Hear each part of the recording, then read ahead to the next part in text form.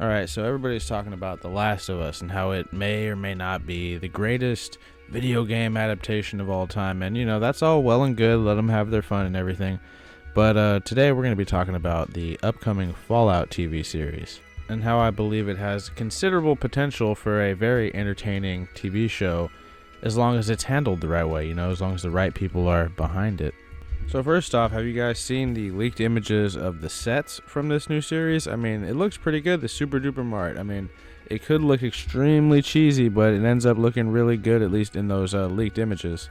And look, I get it, it's Amazon, they're the most hit or miss streaming service around besides, Netflix. And sure, Onion Rings of Power didn't really do too well critically or in front of audiences, but they sure had a lot of money to throw at it, didn't they?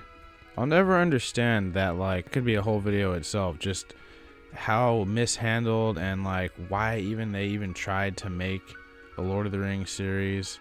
And I think people will say, there's all this lore and other stories that could have been adapted, but the Tolkien estate was never, as far as I know, never gonna release any of that. They were just willing to release the appendices, or whatever it was that the Rings of Power people got. But I'm kind of rambling. This is about Fallout. So have you guys seen those pictures? I mean, they're pretty interesting. I mean, think if Amazon decided to make, an Elder Scrolls series instead of Rings of Power. Maybe it would have been bad too, but it wouldn't have been as blasphemous, I think. Now, Fallout is an interesting IP. It was created, at least the first two, and spin-off by Black Isle Studio, the now defunct video game developers, and the IP was purchased by Bethesda, the makers of Elder Scrolls, yada yada yada. They didn't want to create their own IP, so they bought one, and we got Fallout 3. Now, it's pretty controversial, I guess, now, but not really when it came out, at least as far as most people I knew. I mean, most people enjoyed it, although those same people didn't have the other two Fallouts for reference, and I still like 3. I think 3 does a lot of things right. I think that having Liam Neeson cast as the dad was pretty badass, as well as having Malcolm McDowell be the John Henry Eden. That was also really cool. It had a really cool cast, and yeah, sure, maybe the story wasn't the best, but the side quests, at least some of them were really fun. I would almost consider Tranquility Lane one of those, because that's one of my favorite little sequences in the game. But I think the game excelled at having side quests, and exploring DC was a lot of fun, and same with the wasteland outside of it. And it might have gotten a lot of flack, but I actually really liked how the different sections of DC were all linked together through these various metro systems, and I liked a lot of the metro tunnels. Yeah, there was a lot of them, but it didn't ever get really too annoying or anything like that. It's not like how they reused whole sections for Dragon Age 2 when you're just running to the same areas throughout the whole game, just slightly repurposed. It wasn't like that. Each metro system was pretty unique, and they all generally had various little short stories or miscellaneous unmarked quests in them. The only reason I would have said Fallout 3 was controversial is because nowadays people look back on it rather unfavorably because it's right there next to New Vegas. And of course there's the argument about the setting and all that, but I think as far as it being their first attempt at a Fallout game, they did pretty good with it. I also think Fallout 3 had some pretty cool DLCs for the most part. But all of that is obviously overshadowed by what came next after Fallout 3. Now, some 3 years later, Fallout would be licensed off to Obsidian Entertainment for them to make a spin-off. Obsidian was a studio that was made up of several employees of the now defunct Black Isle Studio, the original creators of Fallout.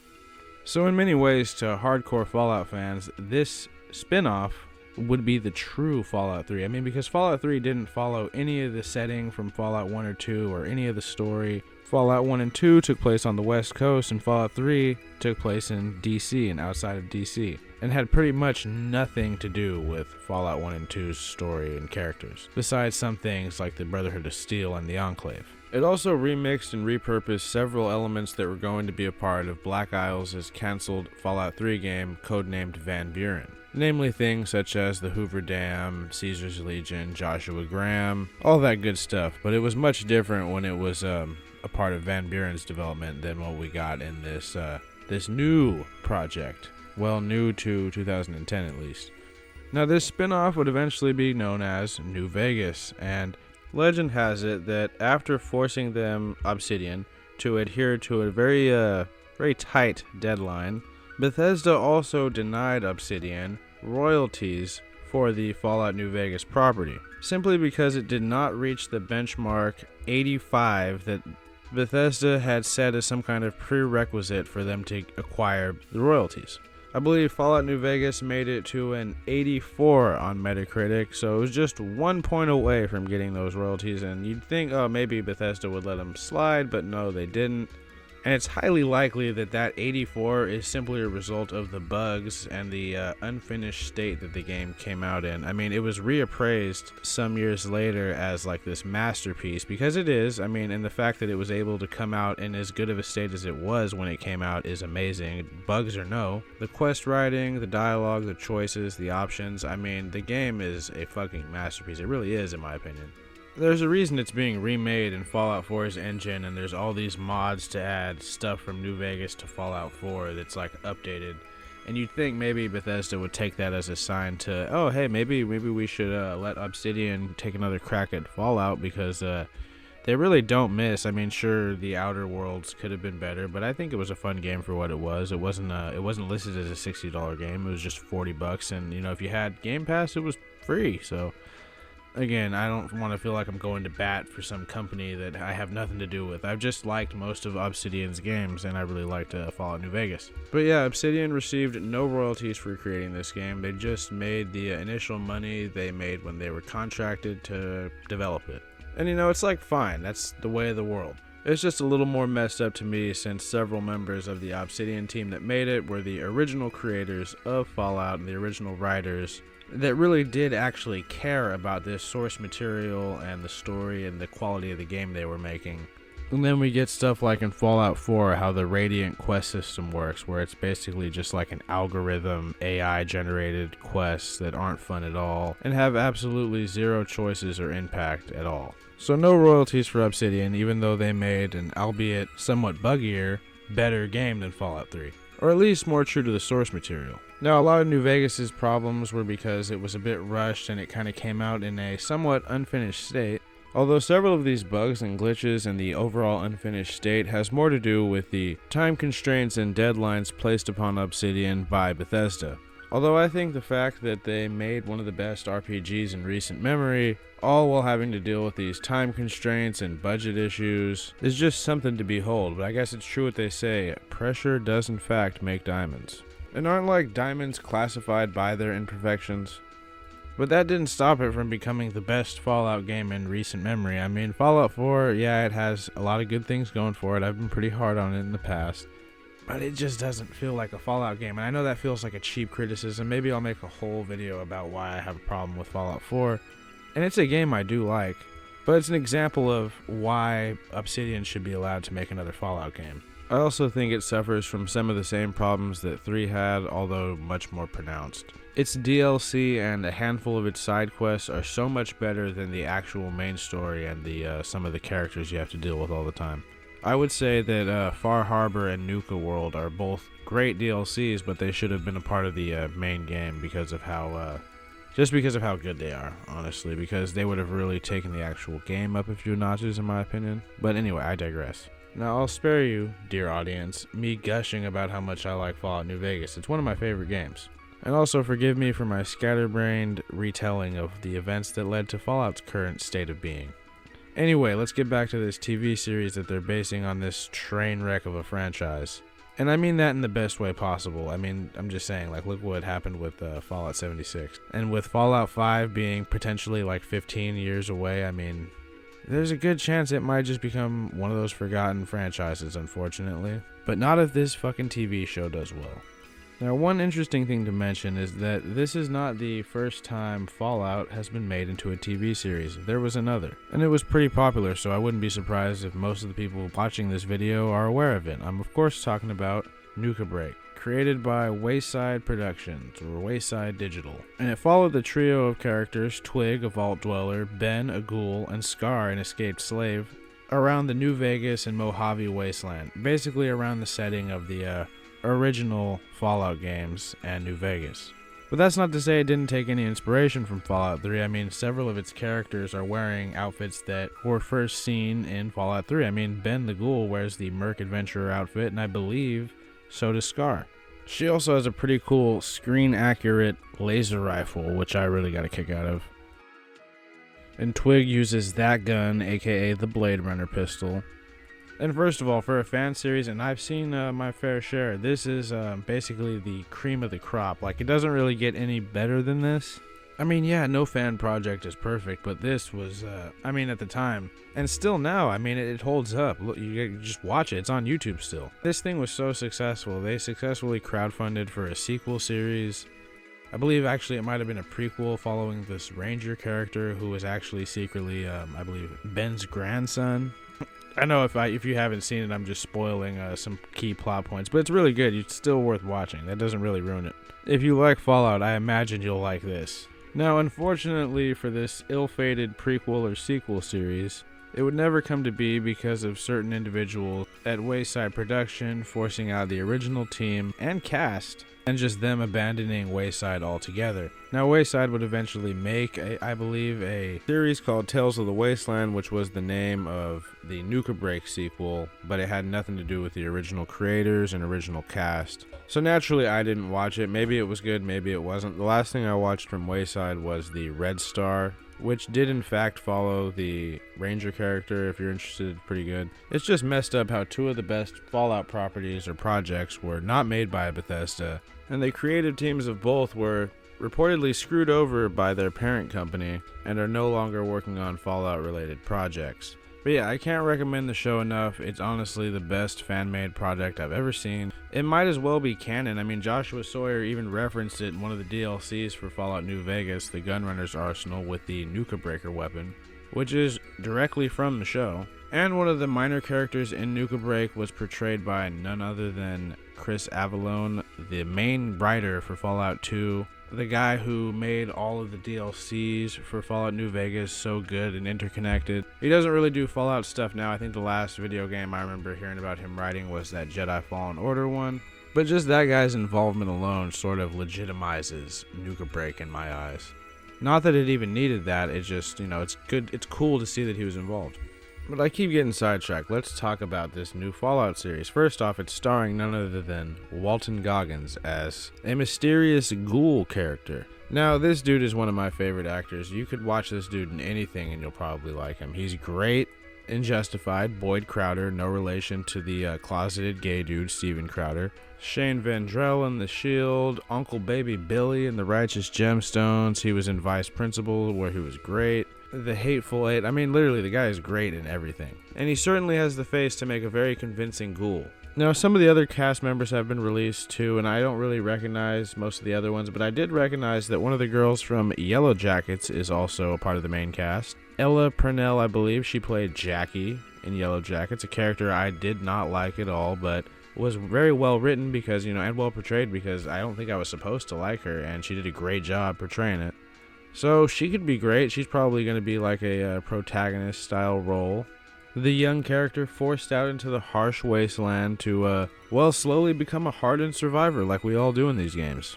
Now, it is tough to say what the story is going to be about, though. I mean, Fallout games have a really interesting track record for their plots. In the first game, you get manipulated by the overseer of your vault to basically go die in the wasteland, and you end up inadvertently saving the world from the disgusting master, one of the best villains, simply due to how unnerving his dialogue is, and his army of super mutants. Second game's a little more interesting. You're a tribal, and you end up going undercover in the mysterious Enclave, a paramilitary organization made up of remnants of the US government. Basically, no matter what I say, I'd be downplaying it because a lot of cool shit happens in Fallout 2. Fallout 3, you're tasked with finding your dad, which, it's not as cool as going undercover in the Enclave, but there's some cool stuff in that plot, namely Tranquility Lane. And Fallout New Vegas asks the question that Biggie Smalls once asked us all the way back in 1994, and that is, who shot ya? Or I guess more accurately, why did they shot ya? As the game starts with you getting dome-shotted by Chandler from Friends. Fallout 4 is a major departure from Fallout 3, of course. Instead of finding your dad, you're now finding your son. And again, maybe I'm oversimplifying it, but it's about a conflict between three factions over the Institute. It's a whole thing. I'll do a video about it one day. But my point is, the story, it's good in some of them, and it's kind of hacky in some of the others, but it doesn't necessarily need to be groundbreaking at all. It just sort of needs to be serviceable Fallout is objectively at its best when it's not taking itself too seriously and just having fun with the source material. And just the wackiness of its setting. I mean, it's if we diverged after World War II and we had this retro futuristic future and everything was like seemingly perfect, like they said it was going to be in the 50s, and this it was utopia, and that went on until 2077, until the nuclear war made the Fallout world. And then if you look at like stuff like the gas stations you see in the game, look at the gas prices. There's like fucking $280 for a gallon of gas. Inflation was fucking nuts before that nuclear war happened in Fallout. But we still have like these 50s diners everywhere. We've got nuclear powered cars. I just love how wacky this setting is. So like that's very important, is that the setting needs to be done well. The world and how the characters are and the setting, that is what has to be nailed for this whole Fallout series to be a success. And I think with some of the actors I've seen and some of the sets involved, like with the Super Duper Mart and the Vault set that we've seen, I'd say we're in good hands. I mean, look at those cars in some of those pictures. They look just like the cars from the games. And yeah, maybe I'm just being too optimistic, which is rare for someone like me. Usually I see a show being made of a game series I like, and I'm like, that's gonna be terrible.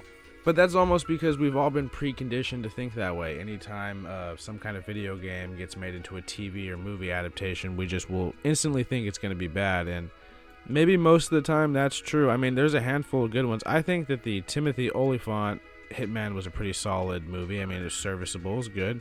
I mean, it's like, what did you expect? Like The Mean Streets or Taxi Driver or something? And same with the new Mortal Kombat. I thought it was pretty good. I really wish that main character didn't exist. It could have just not existed entirely and the movie would have been better. And having him kill Goro was pretty fucking egregious.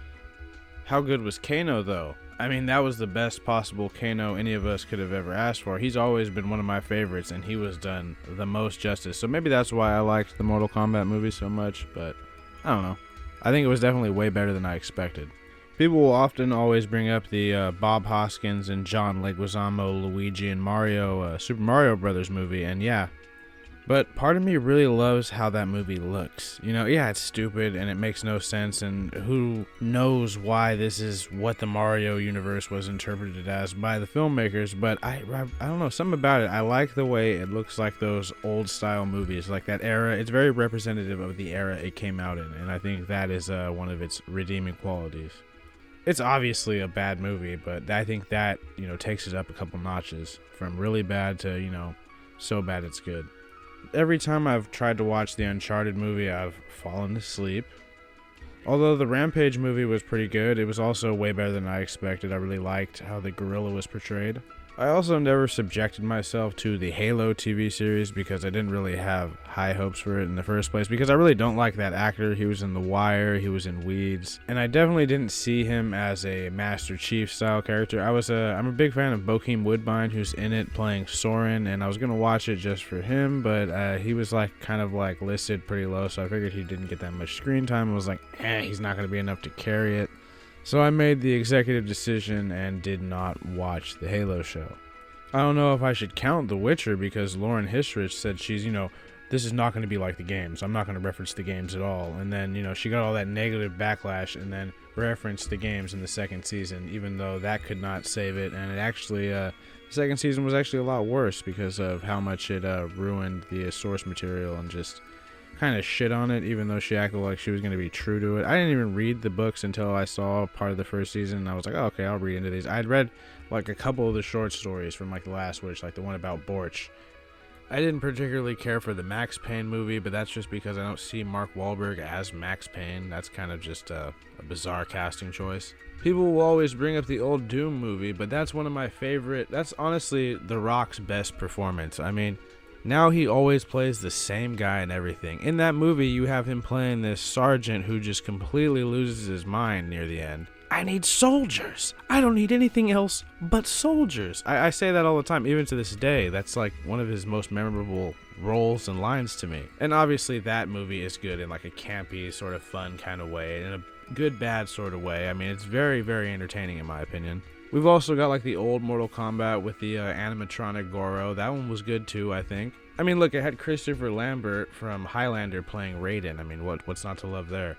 Look, maybe I'm only just proving the point that most video game adaptations aren't that good, but I think that when handled by the right people, they could be something special. And look who's handling this Fallout adaptation. None other than Jonathan Nolan and his wife, Lisa Joy, the showrunners, or I believe the head writers of the show Westworld.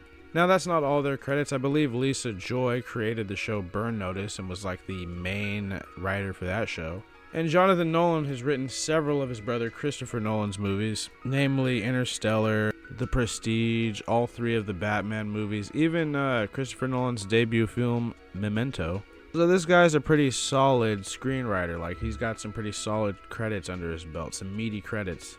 He also created the show Person of Interest and was like the main writer of that for 5 years. Now, the couple is most known for their work on Westworld of late, at least as far as I know, because they're like a duo. Now, I have not watched Westworld, so I can't say how good or bad it is or isn't. And I actually wanted to watch it before I made this video, but apparently it's no longer on HBO Max.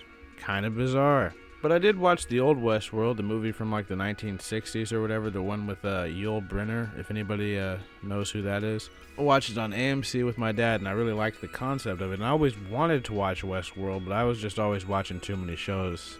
And a lot of people told me that it kind of goes all wonky after the first season, and maybe it does. But there's still no reason for me not to watch it, and I've been wanting to, I just can't find it anywhere. Guess I took too long to hop on that bandwagon. Now, in an interview, Lisa Joy, one of the co-showrunners and Jonathan Nolan's wife, described the series as a gonzo, crazy funny adventure and a mindfuck like none you've ever seen before. Now, look, I always hate the word mindfuck because it's so goddamn overused. Now, when I read that quote, I was like, I think she gets it, because like I said earlier, Fallout is at its best when it doesn't take itself too seriously and it just has fun with what it is, and a fun adventure in an insane setting. There's a million nihilistic, dark, grim, post-apocalyptic video games, books, movie settings. I mean, you could really just like take your pick. They're overly dark. And hey, I love me some edgy content, but Fallout, what makes it different is it's in this post-apocalyptic society that happened when everybody was still optimistic and blind in the face of all their faults. Which again, I'm probably not describing as good as I could be, but you guys get what I mean. Fallout's got ghouls, 200-year-old plus people, and these Mr. Handy robots that are still running and super wacky and polite.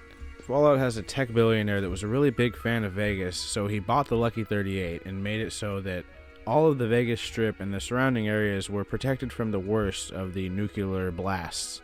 He then used his superior technology to circumvent death and basically become the God Emperor of the region, organizing complacent tribes as his lieutenants to keep the strip organized, profitable, maintained, and protected, while doing away with any of the tribes he deemed as unfavorable or hostile.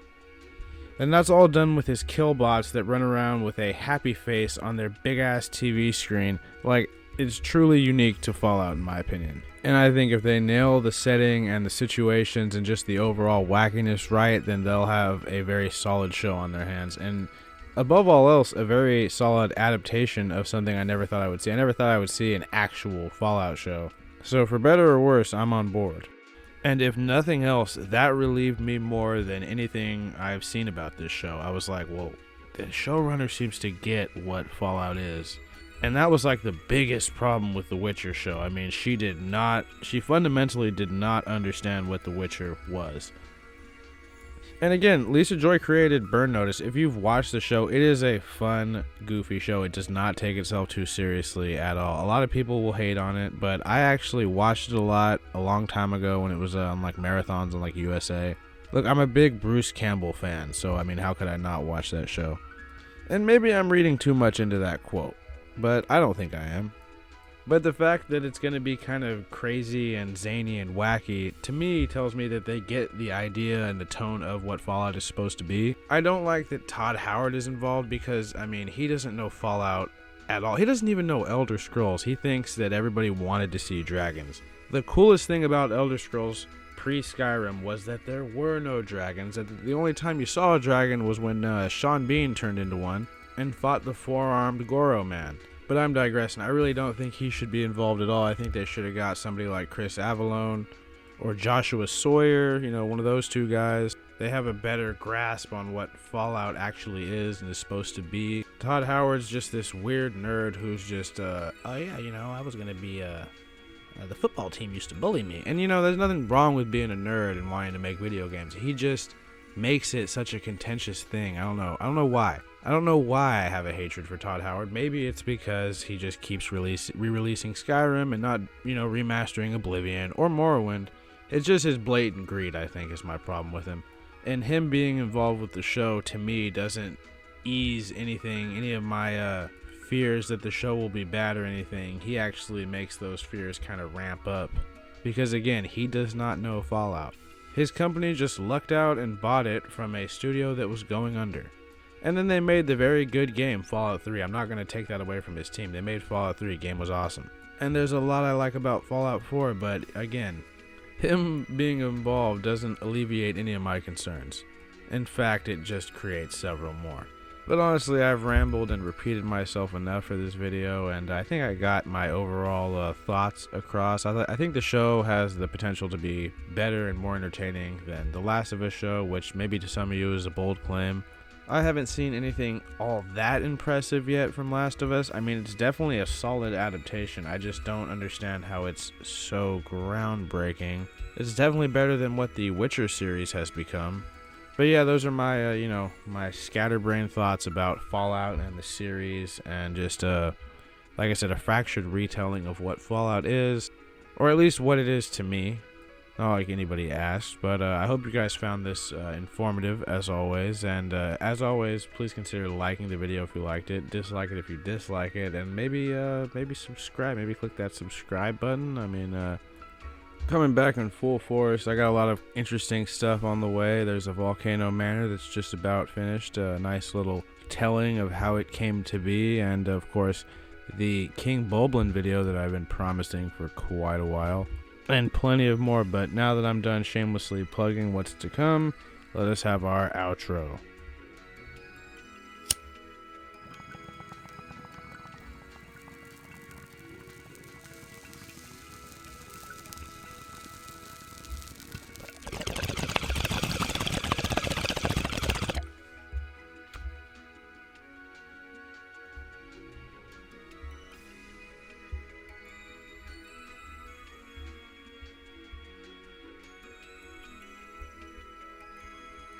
So I basically am saying that if this show turns out to not be good, then I'll do a mod-free Let's Play of Fallout 4's entire campaign, and that'll be my punishment for putting so much faith in this show.